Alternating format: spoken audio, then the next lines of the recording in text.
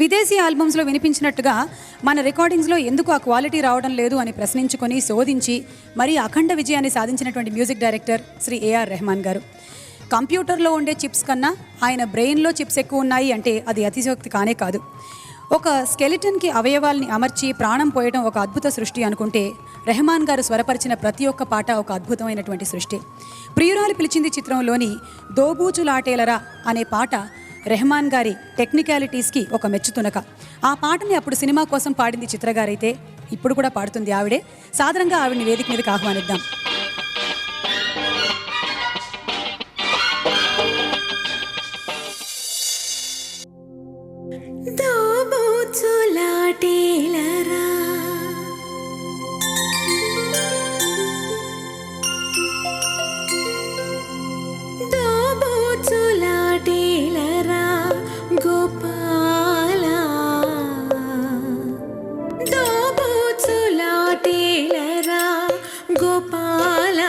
మనసంతా నీవేనురా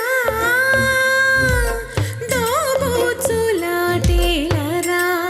గోపాల నా మనసంతా నీవేనురా. ఆ ఏటి గట్టు నేనడిగా చిరుగాలి నాతి నేనడిగా, ఆ ఏటి గట్టు నేనడిగా చిరుగాలి నాతి నేనడిగా, ఆకాశాన్నడిగా బదులే లేదు, ఆకాశాన్నడిగా బదులే లేదు. చివరికి నిన్నే చూశా హృదయపు గుడిలో చూశా, చివరికి నిన్నే చూశా హృదయపు గుడిలో చూశా. దోబూచులాటేలరా గోపాల నా మనసంతా నీవేనురా.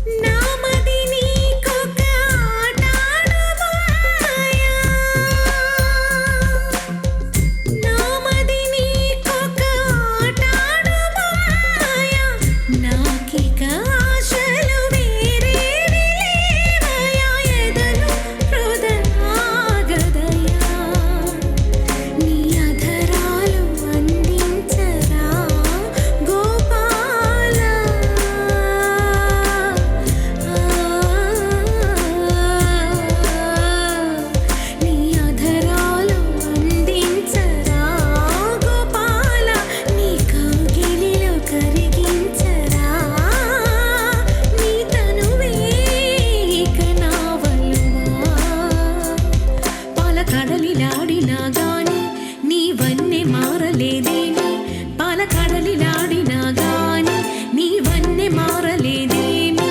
నా ఎదలో చేరి వన్నే మార్చుకో, ఊపిరి నీవై సాగా పెదవుల మెరుపులు కాగా చేరగరా. దోబూచులాటేలరా గోపాల నా మనసంతా నీవేనురా.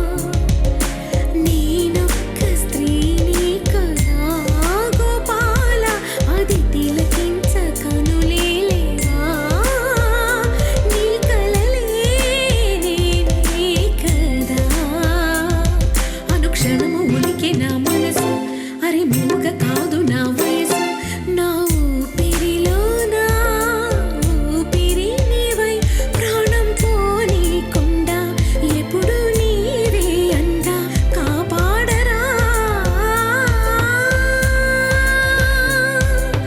దోబూచులాటేలరా గోపాల నా మనసంతా నీవేనురా.